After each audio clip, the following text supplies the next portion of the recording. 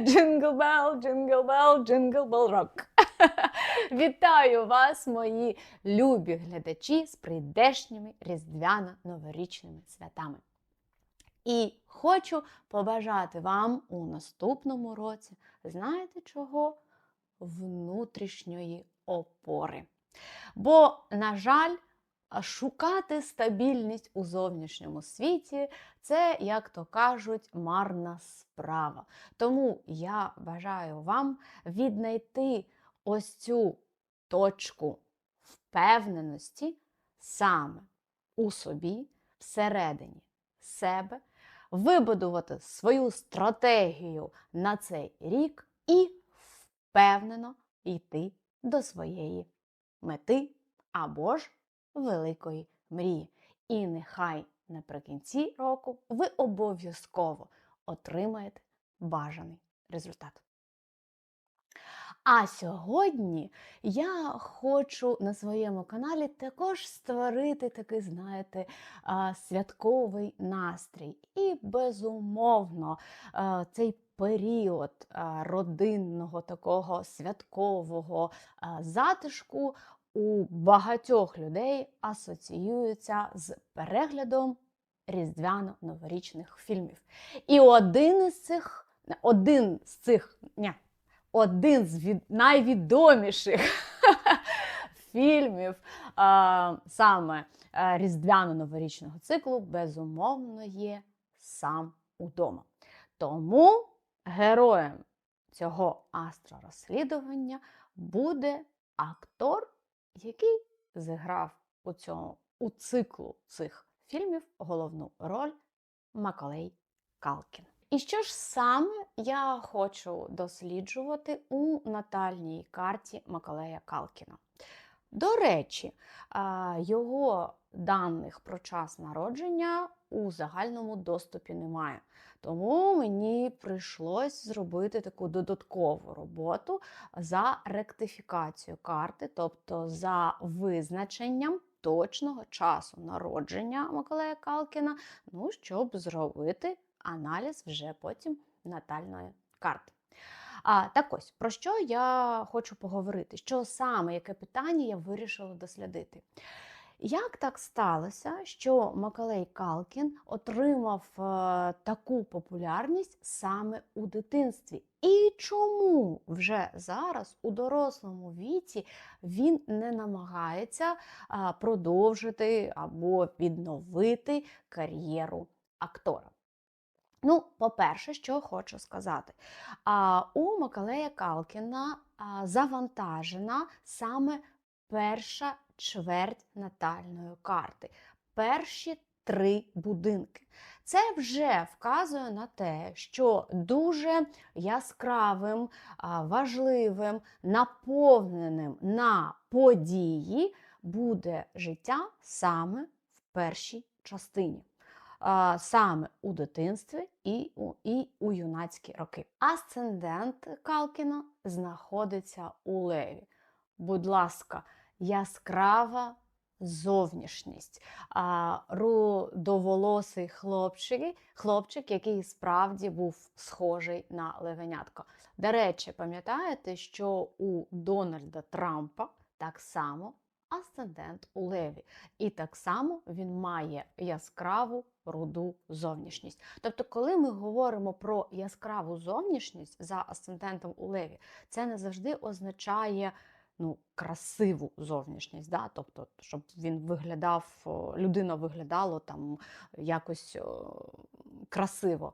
Бо сприйняття зовнішньої краси, погодьтесь, у всіх різні. Але асцендент у Леві завжди дає ось цю яскравість, коли ти помічаєш таку людину, коли людина завжди привертає своєю зовнішністю до себе увагу. Тобто комусь вона подобається, комусь, можливо, не дуже, але те, що зовнішність цих 2 людей є безумовно яскравою, привертає до себе увагу, це безперечний факт.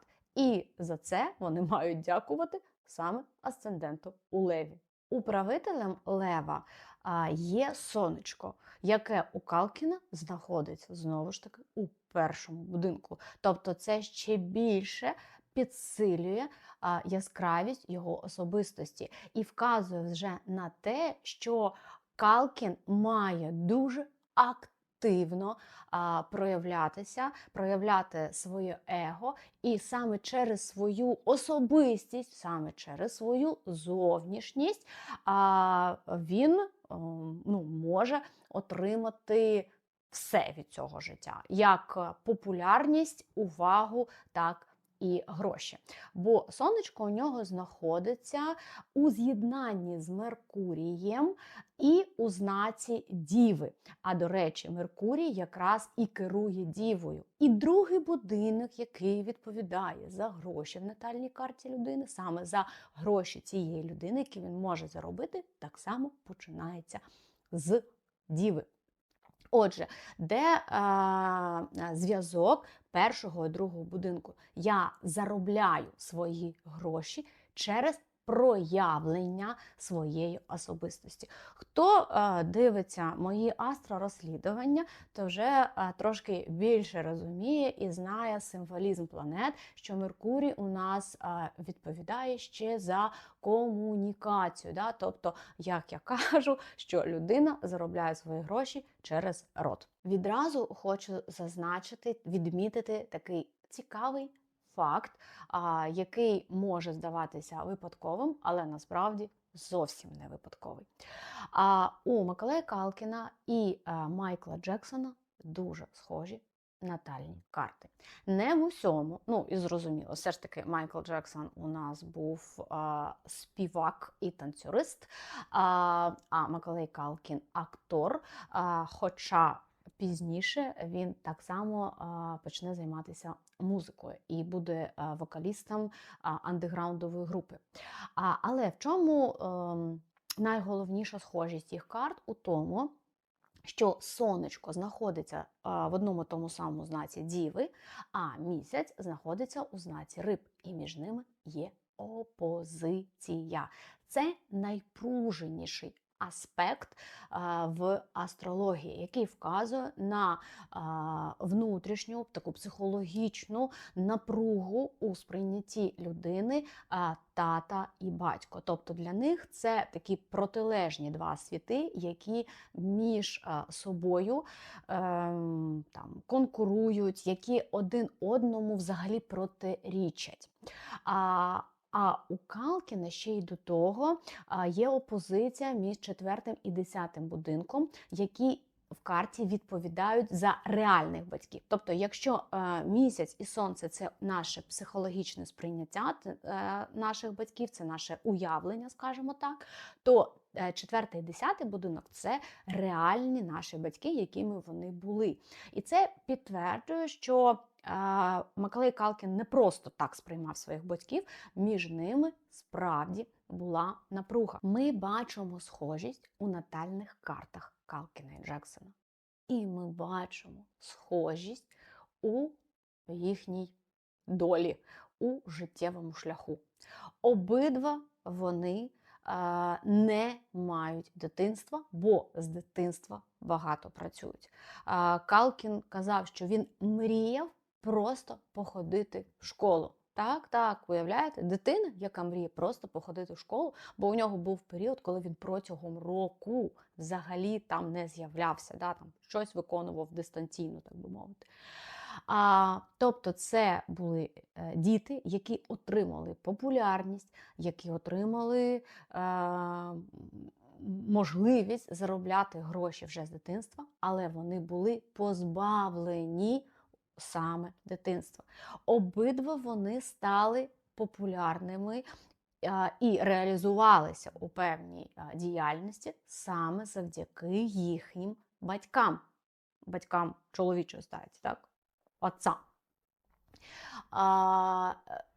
В обох випадках вони говорили про те, що батьки їх використовували, і з часом стосунків зі своїми батьками вони не підтримували, бо накопичили багато образ і претензій до них. Коли є схожість в натальних картах людей, то ми бачимо цю схожість у реальному житті. І погодьтесь, ну прям дуже багато співпадінь в життєвому шляху Калкіна і життєвому шляху Майкла Джексона. Обидва вони стають популярними саме в дитячі роки. В обох суворі батьки, які їх і приводять у цю популярність. В обох з часом руйнуються, да? Ну як, вони не те, що руйнуються, бо їх і не було цих стосунків з батьками. Тобто вони втрачають взагалі зв'язок зі своїми батьками і перестають з ними спілкуватися. Крім того, брати і сестри відіграють не менш важливу роль в житті цих людей. Джексон починав саме з такого гурту, да, де брали участь його брати і сестри. А у Калкіна відбулася трошки інша історія. Через його особистість його тато намагався притягти в кіно його братів і сестер. Тобто однією з умов контрактів з Маколеєм Калкіном завжди був пункт, що у фільмі ще має взяти хоча б якусь там епізодичну роль чи його брат, чи його сестра. І знову ж таки ми бачимо це у карті Ліліт, яка знаходиться у третьому будинку Маколея Калкіна в Терезах. Да? Тобто це також була для нього неприємна, напружена ситуація. Плюс, знову ж таки, Ліліт у третьому будинку програвся в його житті як? Його сестра достатньо рано пішла з життя. Тобто я не говорю, що у Калкіна були проблеми з братами і сестрами, але так вийшло, що вони відіграли в його житті, так би мовити, ну, не зовсім гарну роль. Да? І там певні ситуації, які з ними відбувалися для Калкіна, да, були і психологічно важкими, трагічними, як втрата сестри. І ось тут хочеться сказати про те, що ж врятувало Калкіна. Бо якщо порівняти подальше життя Джексона і Калкіна, то безумовно ми можемо сказати, що у Калкіна наразі все добре. Да? Бо у Джексона так і не склалося родинне життя, бо він так і не зміг прийняти себе, свою зовнішність, своїх батьків, відсторонився від усіх, ну і врешті-решт ось так сумно пішов з життя. Хоча, безумовно, рівень його популярності також ми не можемо порівняти з рівнем популярності Калкіна. Ну, все ж таки, Джексон – це більш легендарна постать, ніж Калкін. У Джексона Ліліт знаходився в Овні в першому будинку. Попередній випуск на каналі якраз детально розказує про Ліліт у різних знаках і будинках, тому зараз я не хочу на цьому зупинятися. Підіть і перегляньте, кому цікаво. Але наголошую на тому, що Ліліт і справді зіграв дуже таку сувору шутку з Майклом Джексоном. І ось таке сильне положення Ліліт, в принципі, навіть стало таким роковим аспектом в його житті, бо він так і не зміг перебороти ось ці внутрішні комплекси, страхи, невпевненість, ось цю внутрішню агресію, яка через це у нього виникала. У Калкіна цього не було. Тобто йому вже було легше, бо його Ліліт знаходиться у Терезах, у третьому будинку, що вказує на просто проблемні стосунки з братами, сестрами, з батьками, коротше кажучи, з партнерами. Ну, ви ж розумієте, що коли є якісь напруги або страхи пов'язані з кимось, вони все одно проживаються легше, ніж коли ти весь час борешся з власною тінню. Ще один цікавий факт про місяць і сонце Миколая Калкіна і про те, що буває так, що в карті один і той самий аспект, да, одна і та сама планетка одночасно може програватися в житті людини як плюс, так і мінус. Наприклад, місяць у рибах, який відповідає за маму, да, яка наче є більш емоційно близькою, зрозумілою, Калкіну у той же час дає Калкіну ось цю те, що любов, бажання, скажімо так, палити і вживати алкоголь. Бо місяць у нас відповідає за наші базові потреби, нашу зону комфорту, да, на те, що дає нам почуття безпеки і допомагає розслабитись. І ось риби, це завжди, да, риби, Нептун, це завжди про ось таке прям тотальне розслаблення на відльоті. Коли людині подобається розслаблятись так, що ти як опиняєшся у якомусь іншому світі.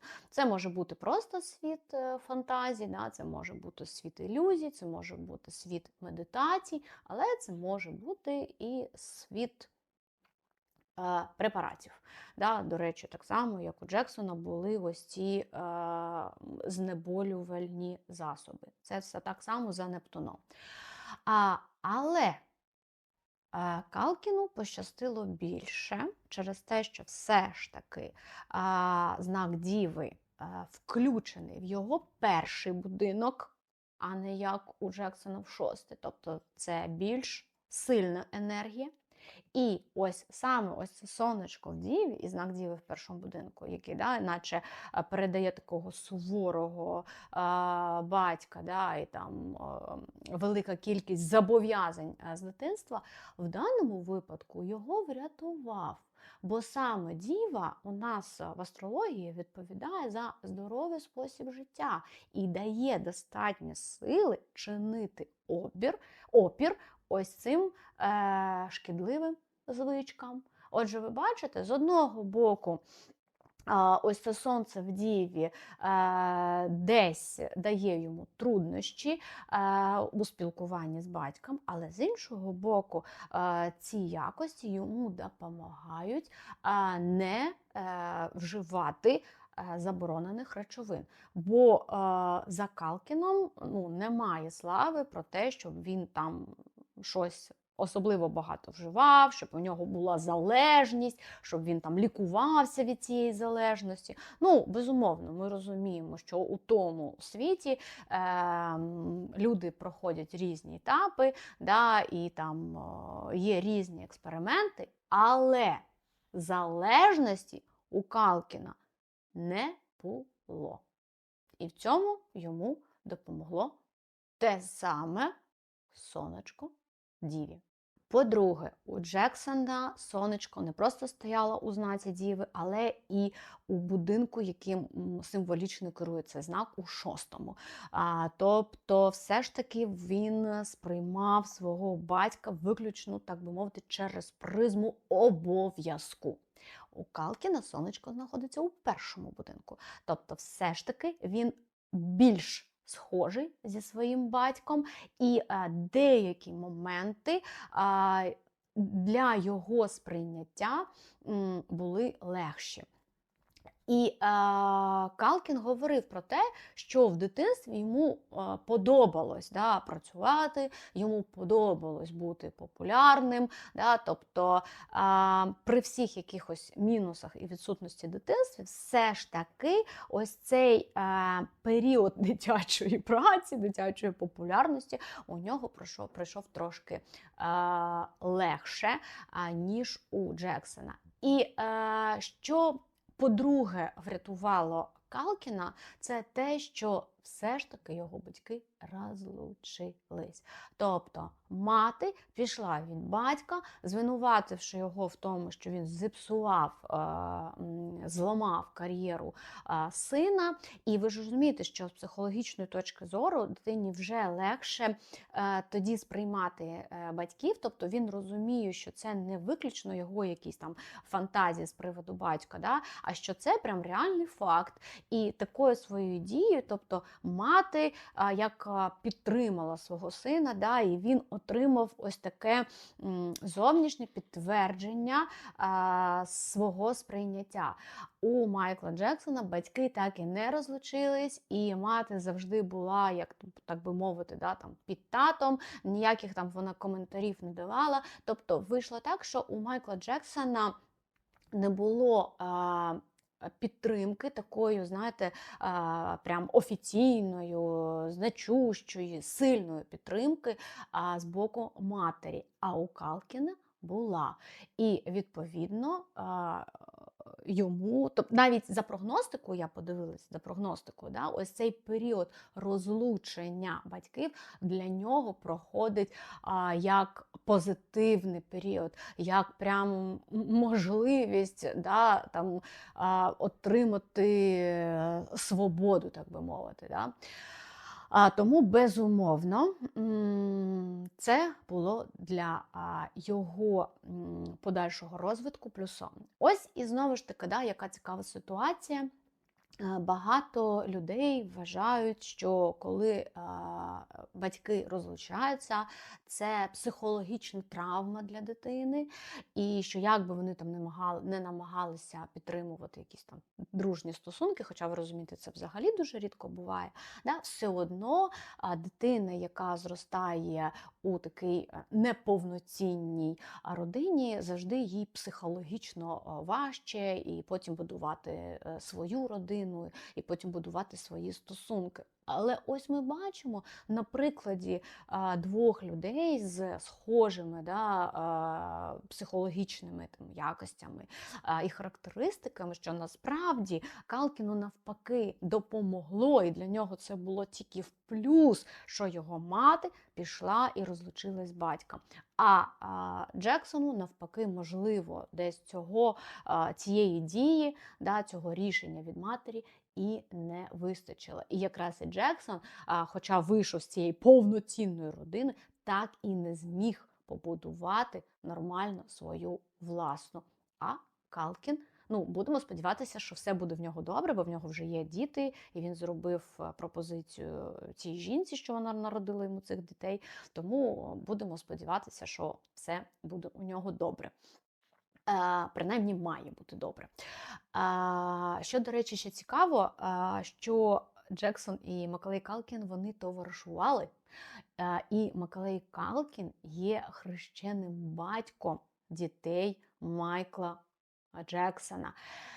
Крім того, коли була судова справа, процес про Майкла Джексона з приводу там, його неоднозначних стосунків з дітьми, Маколей Калкін добровільно виступав свідком про те, що він почав спілкуватися, да, товаришувати з Майклом Джексоном, коли був дитиною, і в їхніх стосунках не було не те, що там якихось дій, навіть жодних натяків на те, що там Джексон має цікавість до дітей більше, ніж треба.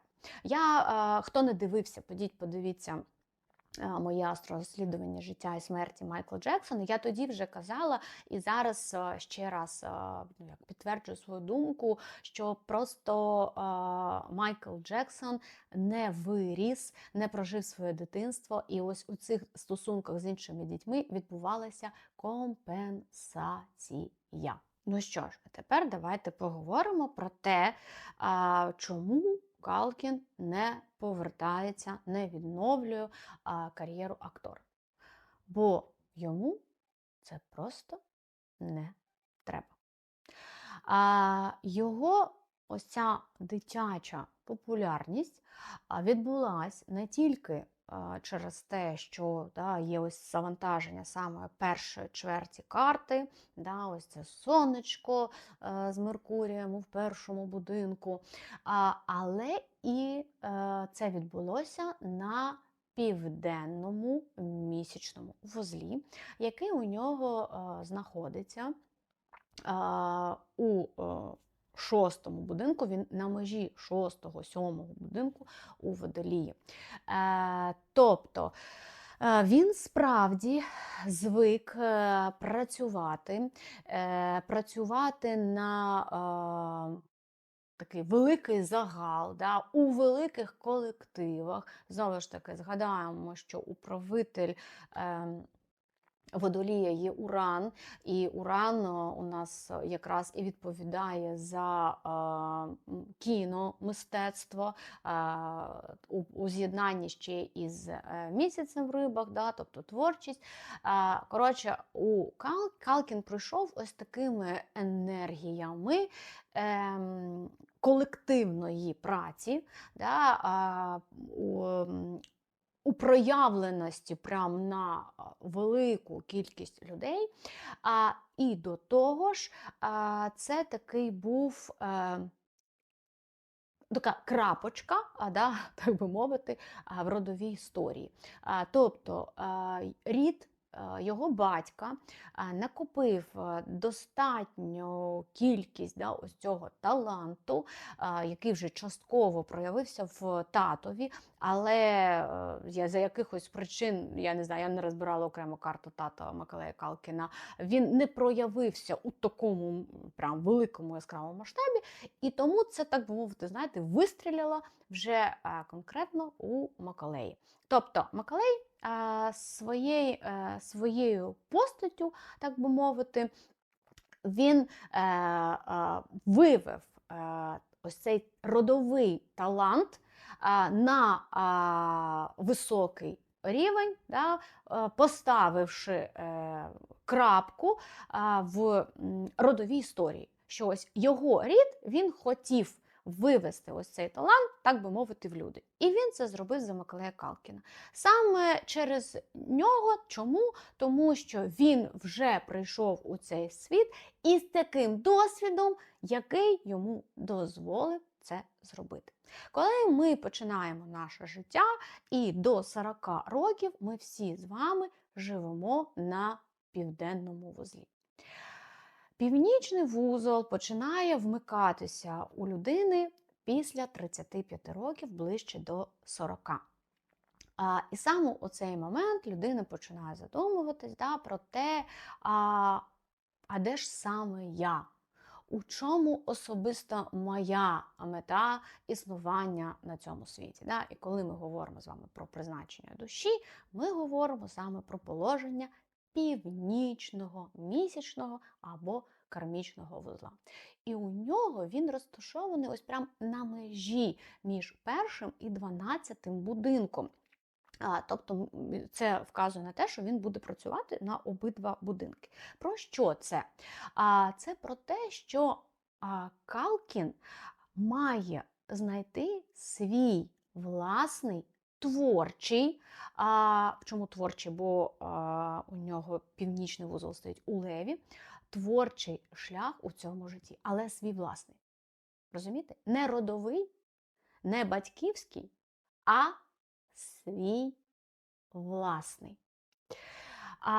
І його власний шлях полягає не у чомусь, що буде на загал, на велику кількість людей. Ні. Його власний творчий шлях полягає у якомусь камерному продукту, особливому, який наповнений, знаєте, такими прям глибинними, особливими сенсами, які не зрозумілі великій кількості людей.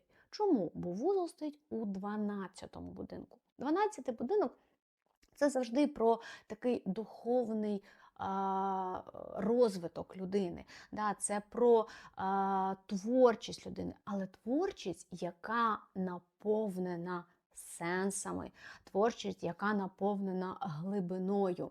Саме тому Маколей Калкін був учасником андеграундової групи. Це прям дуже класно лягає на такий північний вузол. Саме тому Калкін написав автобіографічну книгу. Да? Знову ж таки, повертаємось до Меркурія, який я говорила, відповідає не тільки за нашу комунікацію, мислення і проявлення через рот, але й через наші руки. Бо коли ми говоримо про письменницьку діяльність, це безумовно мисленнєвий процес. Але в астрології це все одно у нас ще йде як через руки, бо ми пишемо.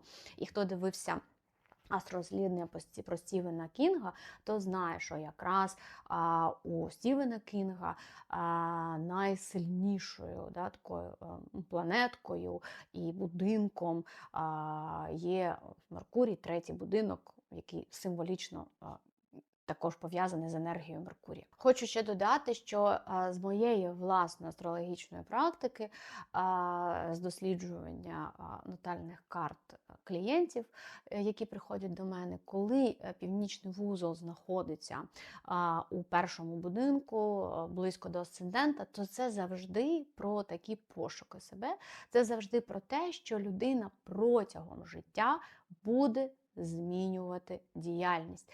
І якщо на початку це йде проявлення, завдяки, наприклад, батькам, якимось там талантам, можливостям, які, так би мовити, ось лежать на поверхні, як я сказала, саме за південним вузлом, то в подальшому за північним вони як намагаються, знаєте, себе, як казав Шрек, ту цибулину розкрити і добратися до серцевини своєї. Тобто знайти ось саме свою таку родзинку, своє таке власне маленьке полум'я, яке запалить їхнє життя вже зовсім по-іншому. Ось так само і відбулося з Маколеєм Калкіним. І саме тому у нього в житті наразі все добре. Бо він іде саме за своїм призначенням. Ось і все. І у нього в карті немає прописаного того, що він має досягати якогось статусу, має ставати популярним, має добиватися якихось визначених висот. Ні. Тобто це відбулося в дитинстві просто тому, що йому було треба виконати ось цю родову програмку. Він зробив плюс своєму родові, що він вивів ось це прізвище на певний рівень. Але особисто йому це не треба. Тому зараз, коли він вже дорослий, йому це просто не цікаво. І як в одному з інтерв'ю він сказав: я людина простих задоволень. І карта говорить саме про це. Тобто я тут 100% знаю, що Маколей Калкін не збрехав. Безумовно, йому треба було пройти певний шлях психологічного дорослішання, якогось такого внутрішнього духовного розвитку, випликати ось цю внутрішню опору, що він зміг зробити на відміну від Майкла Джексона, на жаль. Тому і у подальшому їх життя пішло зовсім різними шляхами. Ну і у Джексона все-таки призначення було прийти у партнерство, знайти спільну мову з іншими людьми. А у Маколея трошки, знову ж таки, легше. Йому просто треба було віднайти себе, що він і вдало робив. Що ще цікаво, що північний вузол Маколея Калкіна знаходиться у Леві, але символічно управляє нашими дітьми. Тому я сміливо можу сказати про те, що ще однією задачею Маколея Калкіна було саме стати батьком, і не просто стати батьком, а стати гарним батьком для своїх дітей. Так, буває, що головним призначенням людини на це життя не є стати визначним, видатним, популярним, заробити купу грошей, побудувати бізнес, чи стати політиком, чи взагалі зробити якийсь там важливий внесок у розвиток суспільства. Іноді людині просто треба стати гарним батьком. І це вже буде дуже важливим внеском у розвиток суспільства і людства. Бо ти виростеш здорову і щасливу людину. І це знову ж таки 100% так і є, це не якісь там мої здогадки чи гарні слова. Бо я подивилась, його діти з'явились саме на розвороті його транзитних кармічних вузлів. То, щоб ви розуміли, у нас, крім натальних вузлів, є транзитні, да, тобто ті реальні. І вони раз у 18 років стають чітко на наші вузли. А раз у 9 років вони як роблять полукруг, так би мовити, да, і роблять квадратуру на наші натальні вузли. І ось ці періоди 9 і 18 років завжди є кармічно важливими для кожної людини. І ось у Миколая Калкіна діти з'явились якраз у цей період.